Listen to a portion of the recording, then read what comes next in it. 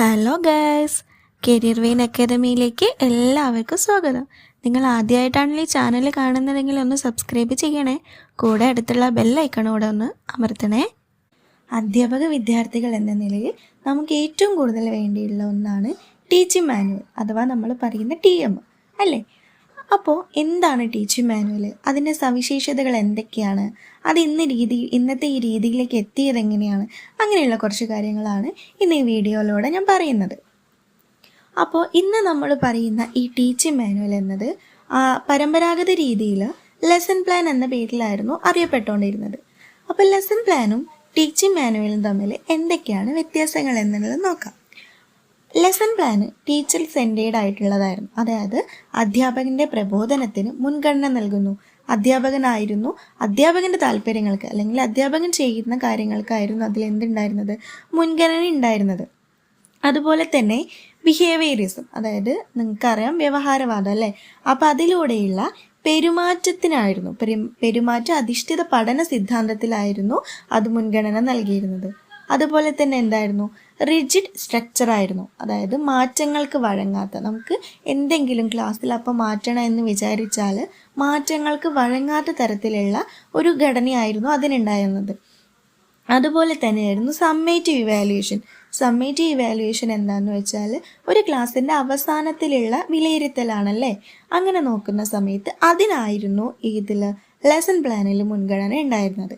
എന്നാൽ ആധുനിക രീതിയിൽ ഇന്ന് നമ്മൾ കാണുന്നതായിട്ടുള്ള ടീച്ചിങ് മാനുവലിൽ ലേണർ സെൻറ്റേഡ് ആയിട്ടുള്ള ഒരു രീതിയാണ് ഉണ്ടായിരുന്നത്. അതായത് കുട്ടി സ്വയം അറിവ് നിർമ്മിക്കുകയാണ്, കുട്ടികൾക്കാണ് പ്രാധാന്യം നൽകുന്നത്. ആ ഒരു രീതിയിലാണ് അതുള്ളത്.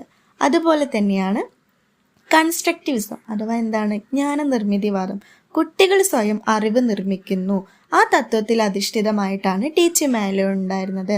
അതുപോലെ തന്നെയായിരുന്നു ഫ്ലെക്സിഡ് ഫ്രെയിംവർക്ക്. അതായത് നമുക്കൊരു ക്ലാസ്സിൽ എന്താണ് മാറ്റങ്ങൾ അല്ലെങ്കിൽ എന്ത് കാര്യങ്ങളാണ് നമ്മൾ അതിലപ്പം മാറ്റങ്ങൾ കൊണ്ടുവരേണ്ടത്, അങ്ങനെയുള്ള കാര്യങ്ങൾ കുട്ടികളുടെ കഴിവുകൾക്കനുസരിച്ച് നമുക്ക് അപ്പോൾ തന്നെ മാറ്റാൻ പറ്റും. അതുപോലെ തന്നെ കണ്ടിന്യൂസ് ഇവാലുവേഷൻ ആയിരുന്നു. ഒരു ക്ലാസ്സിൻ്റെ അവസാനം അതിനെ വിലയിരുത്താതെ കണ്ടിന്യൂസ് ആയിട്ട് ക്ലാസ്സിനിടയിലും ക്ലാസ്സിന് അവസാനവും അങ്ങനെയുള്ള എല്ലാ കാര്യങ്ങളിലും തുടർച്ചയായിട്ടുള്ള വിലയിരുത്തൽ നടത്തുന്നുണ്ടായിരുന്നു. അതാണ് ടീച്ചിങ് മാനുവലും ലെസൺ പ്ലാനും തമ്മിലുള്ള വ്യത്യാസം. ഇനി ഈ ടീച്ചിങ് മാനുവലിൻ്റെ കോർ ഫീച്ചേഴ്സ് എന്ന് എന്തൊക്കെയാണെന്ന് നോക്കാം. അപ്പോൾ അതിൽ പറയുന്ന കാര്യങ്ങൾ 3 ലേണർ സെൻറ്റേർഡ്, ക്ലിയർ ഔട്ട്കംസ്, അതുപോലെ തന്നെ TLM ഇൻ്റഗ്രേഷൻ. അതായത് ഈ ലേണർ സെൻറ്റേർഡ് ആയിട്ടുള്ളത് എന്താണെന്ന് വെച്ചാൽ കുട്ടികളാണ് അല്ലേ.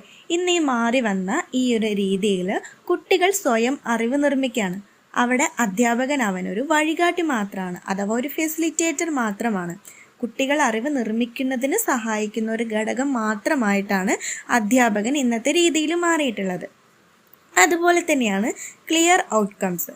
അതായത് ഓരോ പാഠഭാഗത്തിലൂടെയും കുട്ടി കൈവരിക്കേണ്ടുന്ന ചില കാര്യങ്ങളുണ്ട് അല്ലേ.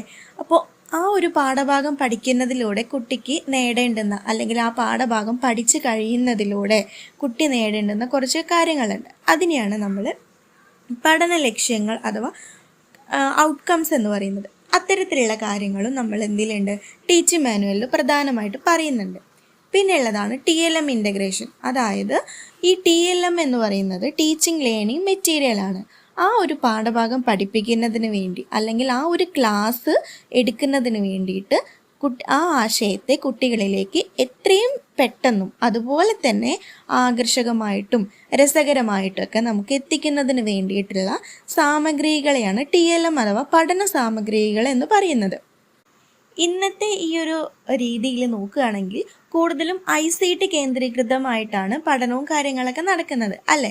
അതുകൊണ്ട് തന്നെ നമുക്ക് ICT അധിഷ്ഠിതമായിട്ടുള്ളതും അതുപോലെ കുട്ടികൾക്ക് പ്രയോജനപ്പെടുന്നതും അവരുടെ ചിന്തയെ ഉദ്ദീപിപ്പിക്കുന്നതിനും അതുപോലെ തന്നെ ആകർഷകമാക്കുന്നതിനും ശ്രദ്ധയെ ക്ഷണിക്കുന്നതുമായിട്ടുള്ള രീതിയിലുള്ള പഠന സാമഗ്രികളൊക്കെ നമുക്ക് അതിൽ ഉൾപ്പെടുത്താൻ പറ്റും. അപ്പോൾ ഇത്തരം കാര്യങ്ങളൊക്കെ മുൻകൂട്ടി തീരുമാനിച്ചിട്ട് വേണം എന്തിൽ ഉൾപ്പെടുത്താൻ വേണ്ടിയിട്ട് നമ്മൾ പറഞ്ഞിട്ടുള്ള ടീച്ചിങ് മാനുവലിൽ ഉൾപ്പെടുത്തേണ്ടതാണ്. ടീച്ചിങ് മാനുവലിലൂടെ നമ്മൾ ഉദ്ദേശിക്കുന്ന കുറച്ച് കാര്യങ്ങളുണ്ട്. അപ്പോൾ അതൊക്കെ ഏത് രീതിയിലാണ് എന്നുള്ളത്, അതായത് സൈക്കോളജി പരമായിട്ടുള്ള കുറച്ച് കാര്യങ്ങളാണ്. അതിൽ ഒന്നാമതായിട്ട് പറയുന്നത് സോഷ്യൽ കൺസ്ട്രക്റ്റീവ്സ് ആണ്. നിങ്ങൾക്കറിയാം സോഷ്യൽ കൺസ്ട്രക്റ്റിവിസത്തിൻ്റെ ഉപജ്ഞാതാവായിട്ട് നമ്മൾ പറയുന്നത് വൈഗോട്സ്കിയാണ്. അദ്ദേഹം പറഞ്ഞിട്ടുള്ളത് സോഷ്യലായിട്ട്, അതായത് സാമൂഹികമായിട്ടുള്ള ഇടപെടലിലൂടെയാണ് കുട്ടി എന്ത് ചെയ്യുന്നത്, പഠനം നടത്തുന്നത്. അപ്പോൾ അതിന് വേണ്ടിയിട്ട് ഗ്രൂപ്പ് പ്രവർത്തനങ്ങളിലൂടെയും മറ്റ് ഗ്രൂപ്പ് പരമായിട്ടുള്ള മറ്റു കാര്യങ്ങളിലൂടെയൊക്കെയാണ് കുട്ടിക്ക് വേണ്ടിയിട്ടുള്ള അറിവ് നിർമ്മിച്ചെടുക്കുന്നത്. അതുപോലെ അതിന് വേണ്ടിയിട്ടാണ് ഈ സഹകരണ പഠനം, അതുപോലെ തന്നെ സഹകരണാത്മക പഠനം, അങ്ങനെയുള്ള കാര്യങ്ങളൊക്കെ നമുക്ക് പ്രവർത്തനങ്ങളായിട്ട് ഇതിൽ കൊടുക്കാൻ പറ്റുന്നത്.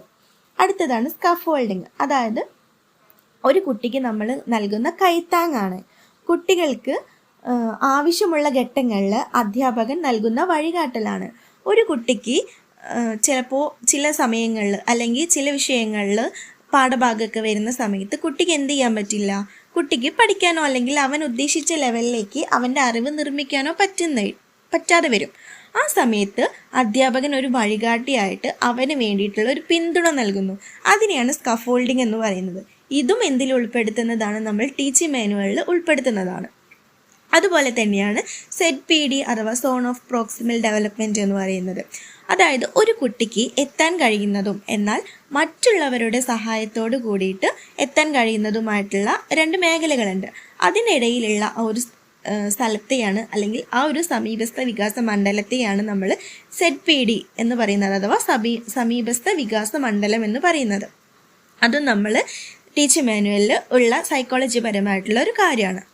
അടുത്തതാണ് ഈ ടീച്ചിങ് മാനുവൽ എന്ന് പറയുന്നത് ഇത്തരത്തിലുള്ള പ്രവർത്തനങ്ങൾ, നേരത്തെ പറഞ്ഞതുപോലെ തന്നെ ZPD തരത്തിലുള്ള പ്രവർത്തനങ്ങളൊക്കെ അടിസ്ഥാനമാക്കിയിട്ടാണ് അതിൽ ഓരോ പ്രവർത്തനങ്ങളും ടീച്ചിങ് മാനുവലിൽ നമ്മൾ നൽകുന്ന ഓരോ പ്രവർത്തനങ്ങളും ആസൂത്രണം ചെയ്യേണ്ടത് ഇത്തരത്തിലുള്ള കാര്യങ്ങൾ അടിസ്ഥാനമാക്കിയിട്ടാണ്.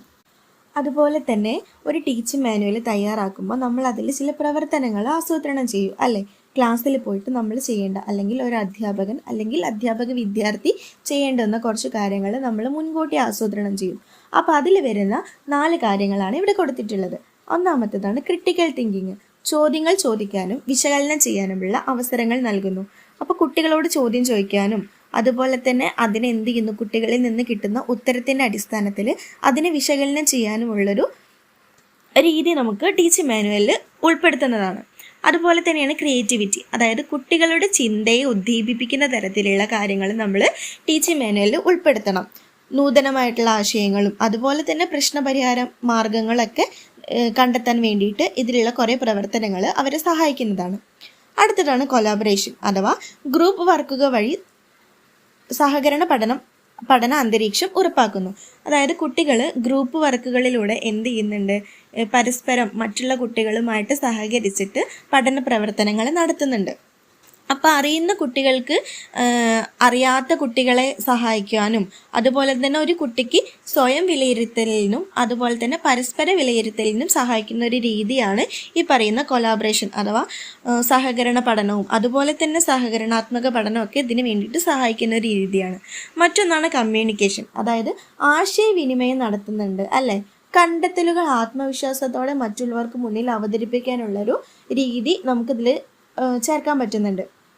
കുട്ടിക്ക് ആശയവിനിമയം കുറച്ചുകൂടെ കഴിയുന്ന സമയത്ത് കുട്ടി കറക്റ്റ് അവൻ ഉദ്ദേശിച്ച കാര്യങ്ങളെ മറ്റുള്ളവരിലേക്ക് എത്തിക്കാനും മറ്റുള്ളവരുടെ ആശയങ്ങളെ സ്വീകരിക്കാനും അതുവഴി അവനിൽ വളർച്ച കൂടുതൽ വികാസം പ്രാപിക്കാനൊക്കെ പറ്റുന്നുണ്ട്. അപ്പോൾ ഇത്തരത്തിലുള്ള എല്ലാ പ്രവർത്തനങ്ങളും കൂടിയിട്ടുള്ള ഒരു രീതിയാണ് നമ്മൾ ടീച്ചിങ് മാനുവലിലേക്ക് ഉൾപ്പെടുത്തേണ്ടത്. പിന്നെ ഇന്ന് നമ്മൾ ടീച്ചിങ് മാനുവൽ എഴുതുന്ന സമയത്ത് അതിൽ പ്രധാനമായിട്ടും ശ്രദ്ധിക്കേണ്ട, അതായത് ഇന്നത്തെ രീതിയിൽ ആധുനിക രീതിയിൽ ടീച്ചിങ് മാനുവൽ എഴുതുമ്പോൾ നമ്മൾ ഒരു 5 ഘട്ടങ്ങളിലൂടെ നമ്മൾ കടന്നു പോകേണ്ടതുണ്ട്. അതായത് 5E മെത്തേഡ് എന്ന് പറയുന്നു.